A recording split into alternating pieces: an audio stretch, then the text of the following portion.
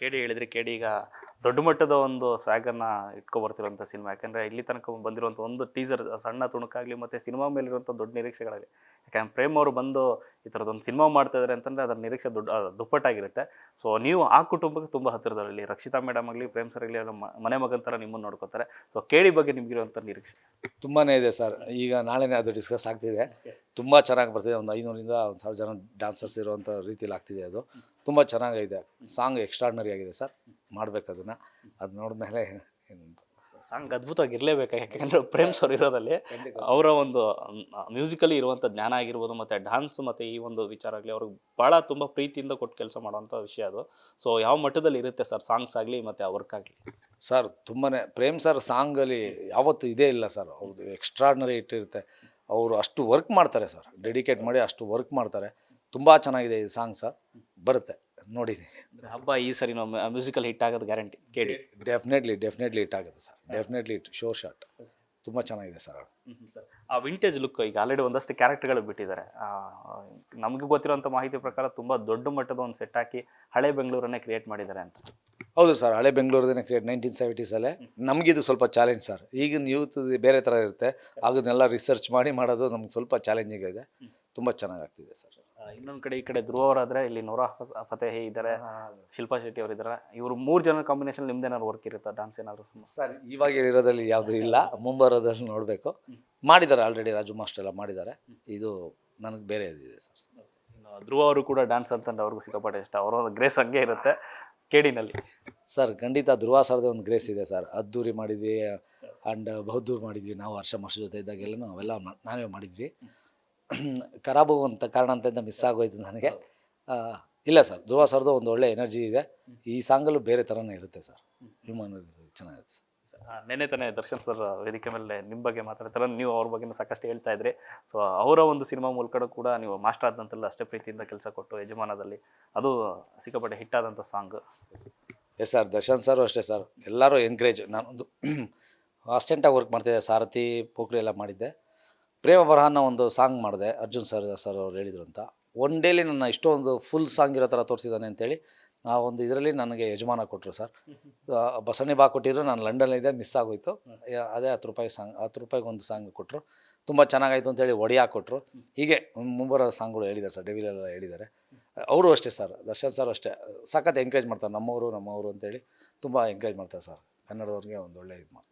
Dance ನನಗೆ ಕಷ್ಟ ಅಂತಾರೆ. ಬಟ್ ಅದನ್ನು ಇಟ್ಕೊಂಡು ನೀವು ಅದನ್ನು ಬ್ಯಾಲೆನ್ಸ್ ಮಾಡೋದು ತುಂಬ ಚೆನ್ನಾಗಿದೆ. ಯಾಕಂದರೆ 10 ರೂಪಾಯಿಗೆ ಒಂದು ಸಾಂಗ್ ಅಲ್ಲ, ಅದರಲ್ಲೂ ಅಷ್ಟೇ ತುಂಬ ಆ ಸ್ವ್ಯಾಗ್ ಆಗಲಿ ಮತ್ತು ಆ ಒಂದು ಸ್ಟೆಪ್ಸಲ್ಲಿ ತುಂಬ ಚೆನ್ನಾಗಿ ಮಾಡಿಸಿದ್ದೀರಿ ಸರ್. ನಮ್ಮ ಮಾಸ್ಟ್ರಿಂದ ಕಲ್ತಿರೋದೇ ಅದು ಸರ್. ಯಾರಿಗೆ ಏನು ಹೋಲುತ್ತೆ ಅನ್ನೋದು ಸ್ವಲ್ಪ ಯೋಚನೆ ಮಾಡ್ತೀವಿ ಅಷ್ಟೇ ಸರ್. ಆ ಸ್ಟೈಲಾಗಿ ಸುಮ್ಮನೆ ಒಂದು ಕಾಲರ್ ಇರ್ತಾರೆ. 10 ರೂಪಾಯಿಗೊಂದು ನೋಡೋಕ್ಕೆ ಚೆನ್ನಾಗಿ ಕಾಣುತ್ತೆ. ಅವ್ರಿಗೂ ರಿಸ್ಕ್ ಇರಬಾರ್ದು ಮಾಡೋಕ್ಕೆ. ನೋಡೋದವ್ರಿಗೂ ಚೆನ್ನಾಗಿ ಕಾಣಿಸ್ಬೇಕು ಅನ್ನೋ ಒಂದು ಸ್ವ್ಯಾಗಲ್ಲೇ. ಈಗ ಒಬ್ಬನೇ ಇವಾಗ ಏನು ಡ್ಯಾನ್ಸ್ ಗೊತ್ತೋ ಅದನ್ನು ಒಂದು ಹೋಗ್ತೀವಿ. ದರ್ಶನ್ ಸರ್ಗೆ ಏನು ಬೇಕೋ ಅದನ್ನು ಮಾಡಿಸ್ತೀವಿ. ಅವ್ರವ್ರ ರೀತಿಗೆ ತೊಗೊಂಡು ಹೋಗ್ತಾ ಬರ್ತೀವಿ ಸರ್. ಅಪ್ಪು ಸರ್ಗೆ ಅಂದರೆ ಸ್ವಲ್ಪ ಫ್ಲಿಪ್ಸು ಅದು ಇದು ಅಂತೆಲ್ಲ ಮೂಮೆಂಟ್ಸ್ಗಳು ಆ ಥರದ್ದು ಏನು ಯಾವ್ದು ಮಾಡ್ತಾರೆ ಕೆಪಾಸಿಟಿ ನೋಡಿಕೊಂಡೆ ಅದನ್ನು ಪ್ಲ್ಯಾನ್ ಮಾಡ್ತೀವಿ ಸರ್. ದರ್ಶನ್ ಸರ್ಗೆ ಯಾವ ರೀತಿ ಸಾಂಗ್ಗಳು ಮತ್ತು ಯಾವ ರೀತಿ ಸ್ಟೆಪ್ಸ್ಗಳು ಅಂತ ತುಂಬ ಇಷ್ಟ ಅಂತ ಸರ್. ಅವ್ರ ಮ್ಯಾನ್ರಿಸಮ್ ಇರುತ್ತಲ್ಲ ಸರ್, ಆ ಸ್ಟೈಲಲ್ಲಿ ಅದನ್ನು ಎತ್ಕೊಂಡೋಗಿ ಆ ಲುಕ್ಕು ಆ ಸ್ಟೈಲಲ್ಲಿ ಆ ಥರದಲ್ಲೇ ಮ್ಯಾನ್ರಿಸಮಲ್ಲೇ ತೊಗೊಂಡೋಗಿದ್ದು. 10 ರೂಪಾಯಿಗೊಂದು ಒಡೆಯ ಆಗಲಿ, 10 ರೂಪಾಯಿಗೊಂದು ಆಗಲಿ, ಅದೆಲ್ಲನೂ ಖಂಡಿತ ಅವರು ಮಾಡ್ತಾರೆ. ಡ್ಯಾನ್ಸ್ ಇಲ್ಲ ಅಂತಲ್ಲ ಸರ್, ಅವರು ತುಂಬ ಸೂಪರ್ ಡ್ಯಾನ್ಸರೇ. ಅದು ನಾವು ಮಾಡಿಸ್ಬೇಕು ಅಂದರೆ ಆ ಹಾಡು ಏನು ಕೇಳುತ್ತೆ ಅದನ್ನು ತೊಗೊಂಡು ಹೋಗ್ತೀವಿ ಅಷ್ಟೇ ಸರ್. ಎಷ್ಟು ವರ್ಷ ಆಯಿತು ನಿಮ್ಮ ಒಂದು ಸಿನಿಮಾ ಜರ್ನಿ ಮೊದಲ ಬಾರಿಗೆ ಹೆಜ್ಜೆ ಇಟ್ಟು ಪಾದಾರ್ಪಣೆ ಮಾಡಿದ ಸಿನಿಮಾ ಅಲ್ಲಿಂದ ಇಲ್ಲಿ ತನಕ ಜರ್ನಿ? ಸರ್ ನಾ ಡ್ಯಾನ್ಸರ್ ಆಗಿ 2001 ಬಂದಿದ್ದು. ಒಂದು 3000 ಆಡಷ್ಟು ಅಸಿಸ್ಟೆಂಟ್ ವರ್ಕು ಡ್ಯಾನ್ಸರಾಗಿ ಮಾಡಿರ್ತೀವಿ. ಮತ್ತು ಈಗ ಕೊರಿಯೋಗ್ರಫರ್ ಇಂಡಿಪೆಂಡೆಂಟ್ ಆಗಿ ಒಂದು 5 ವರ್ಷ ಆಯಿತು. ಒಂದು 220 ಸಾಂಗ್ ಹತ್ರ ಮಾಡಿರ್ತೀನಿ ಸರ್. Happy sir. ನಾನು ಇಂಡಸ್ಟ್ರಿ ಬಂದಾಗಿಂದ ಯಾರಿಗೆ ಹೆಂಗೆ ಗೊತ್ತಿಲ್ಲ, ಐ ಆಮ್ ಹ್ಯಾಪಿ ಸರ್. ಒಂದು ಹೋಗ್ತಾನೆ ಇದೆ ಖುಷಿಯಾಗಿ. ಇದಿಲ್ವಾ ಶೋಸ್ ಮಾಡ್ತೀನಿ, ಡ್ಯಾನ್ಸ್ ಕರ್ನಾಟಕ ಡ್ಯಾನ್ಸ್ ಮೆಂಟರಾಗಿ ವರ್ಕ್ ಮಾಡ್ತೀನಿ. ಇಲ್ವಾ ಈ ಥರ ನನ್ನದೇ ಒಂದು ಅದು ಲಿರಿಕಲ್ ವೀಡಿಯೋಸ್ ಅದು ಇದು ಅಂತೆಲ್ಲ ಒಂದಷ್ಟು ಮನೇಲಿದೆ. ಅದರದ್ದೇನೋ ಒಂದು ವರ್ಕ್ ಮಾಡ್ತಾಯಿರ್ತೀನಿ. ಇಲ್ವಾ ಸಾಂಗ್ ಬರಿತಾ ಇರ್ತೀನಿ. Happy sir. ಸಾಂಗ್ ಒಂದು 50 ಹಾಡು ಸಾಂಗ್ ಬರೆದಿದ್ದೀನಿ. ನಡೀತಾ ಇರುತ್ತೆ ಸರ್. ಅದು ಇದು ಆಲ್ಮೋಸ್ಟ್ 23 ಇಯರ್ಸ್ ಆಯಿತು. ಬಟ್ ಆ ಜರ್ನಿ ಇದೆಯಲ್ಲ ಸರ್, ಯಾಕೆಂದರೆ ಪ್ರತಿ ವರ್ಷ ನಾವು ಪಳಗಬೇಕು. ಹೊಸತನ ಬರುತ್ತೆ, ಹೊಸ ಸ್ಟೈಲ್ ಆಫ್ ಸಿನಿಮಾಗಳು ಬರ್ತದೆ. ಅದೆಲ್ಲೂ ಮೈಗೂಡಿಸ್ಕೊಂಡು ನಡ್ಕೊಂಬರೋದಿಲ್ಲ ನಿರಂತರವಾಗಿ ಇಲ್ಲಿ ತನಕ 23 ವರ್ಷ. ಎಷ್ಟು ಕಷ್ಟ ಇರುತ್ತೆ ಅಂತ ಇಂಡಸ್ಟ್ರಿಯಲ್ಲಿ? ಹಾಂ ಸರ್, ಖಂಡಿತ ಸರ್. ನಾನು ಹೇಳೋದು ಮಚ್ಚನ್ನ ಮಡಗಿದ್ರೆ ಮಂಡ ಆಗ್ಬಿಡುತ್ತೆ, ಮಸಿತಿರಬೇಕು ಸರ್. ಅಪ್ಡೇಟ್ ಆಗ್ತಾ ಇರಬೇಕು. ನಾವೇನೋ ಒಂದು ಹುಡುಕಬೇಕು, ಏನೋ ಒಂದು ರಿಸರ್ಚ್ ಮಾಡ್ತಿರ್ಬೇಕು. ಆವಾಗಲೇ ಸರ್ ಮುಂದುವರೆಗೆ. ಪ್ರತಿಯೊಬ್ಬರದ್ದು ಅದೇ ಇರುತ್ತೆ ಸರ್. ನಾವು ಸುಮ್ಮನೆ ಇದ್ದರೆ ಸ್ಟ್ಯಾಗ್ನೆಂಟ್ ಆಗಿಬಿಡ್ತೀವಿ. ಏನಾದ್ರು ಹುಡುಕ್ತಾ ಇದ್ರೆ ರಿಸರ್ಚ್ ಮಾಡ್ತಿದ್ರೇ ಮುಂದಕ್ಕೆ ಹೋಗ್ತಾ ಇರೋದು. ನಾವು ಆ ಥರದಲ್ಲಿ ಸ್ವಲ್ಪ ರಿಸರ್ಚು ಅದು ಇದು ಹುಡುಕಿ ಏನೇನು ಇರುತ್ತೆ ಈಗಿನ ಯೂತ್ಗೆ ಏನೇನು ಬೇಕು ಆ ಥರದ್ದೆಲ್ಲನೂ ಒಂದು ಸ್ವಲ್ಪ ಹುಡುಕಿ ಬೇರೆ ಬೇರೆ ಸ್ಟೈಲಲ್ಲಿ ಬೇರೆ ಬೇರೆ ಶಾರ್ಟ್ಸು ಏನೇನು ಅಂತ ಒಂದಷ್ಟು ರಿಸರ್ಚ್ ಮಾಡ್ತಾನೆ ಇರ್ತೀವಿ ಸರ್. ಆದ್ದರಿಂದನೇ ಅದು ಮೂವ್ ಆಗ್ತಾ ಇದೆ ಇಲ್ಲಿವರೆಗೂ. ಯಾವುದೇ ತೊಂದರೆ ಆಗಿಲ್ಲ ಸರ್, ಹ್ಯಾಪಿ. ಇನ್ನೂ ಸಾಲಲ್ಲಿ ಒಂದು 100 ಸಿನಿಮಾ ಇದೆ. ಓಕೆ. ಈ ಕಡೆ ಮತ್ತೊಂದು ಹೇಳಿದ್ರೆ ಕಿರುತೆರೆ ಕಡೆಗೆ ಅಂತಂದರೆ ಈ ಕಡೆಯಲ್ಲಿ ಒಂದಷ್ಟು ಪ್ರೋಮೋಗಳು ಅಂತಂದ್ರೆ ಪರ್ಟಿಕ್ಯುಲರ್ ನಿಮ್ಮನ್ನು ಇದು ಮಾಡ್ತಾರೆ. ಈ ಕಡೆ ಶಿವಣ್ಣ ಆಗಲಿ, ಶಿವಣ್ಣ ಅವರು ಪ್ರೀತಿಯಿಂದ ಸಾಕಷ್ಟು ಏನೇ ಪ್ರೋಮೋ ಕಂಟೆಂಟ್ಗಳು ತುಂಬ ಸಖತ್ ಸ್ವ್ಯಾಗಲ್ಲಿ ಕಾಣಿಸ್ಕೋತಾರೆ. ಆ ಥರ ಇದಕ್ಕೆಲ್ಲ ನೀವು ಸೂತ್ರಧಾರರಾಗಿರ್ತೀರಿ. ಎಸ್ ಸರ್, ಶಿವಣ್ಣ ಸರ್ ಅಂದರೆ ನಮಗೆ ಎನರ್ಜಿ ಸರ್. ಯಾಕೆಂದರೆ ಡ್ಯಾನ್ಸ್ ಕರ್ನಾಟಕ ಡ್ಯಾನ್ಸಲ್ಲಿ ಅವರಿಗೆ ಒಂದು ಒಳ್ಳೆ ಇದಿದೆ.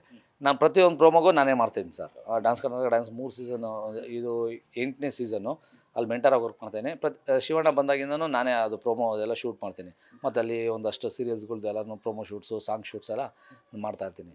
ಝೀನೂ ಅಷ್ಟೇ ಸರ್, ನನಗೆ ಒಳ್ಳೆ ಟೈಮಲ್ಲಿ ನಾನು ಹೀರೋ ಆಗಿರೋಂಥ ಸಿನಿಮಾ ಟೈಮಲ್ಲಿ ನನಗೆ ಶೋಸ್ ಕೊಟ್ಟು ನನ್ನ ಚೆನ್ನಾಗಿ ಕಾಪಾಡ್ತು. ಅದಕ್ಕೋಸ್ಕರ ನನಗೆ ಒಂದು ಒಳ್ಳೆ ಪ್ರೀತಿ ಇದೆ ಸರ್ ಝೀ ಚಾನಲ್ ಮೇಲೆ. ಆವಾಗಿಂದ ನಾನು ವರ್ಕ್ ಮಾಡ್ತಾ ಬರ್ತಾಯಿದ್ದೀನಿ ಸರ್.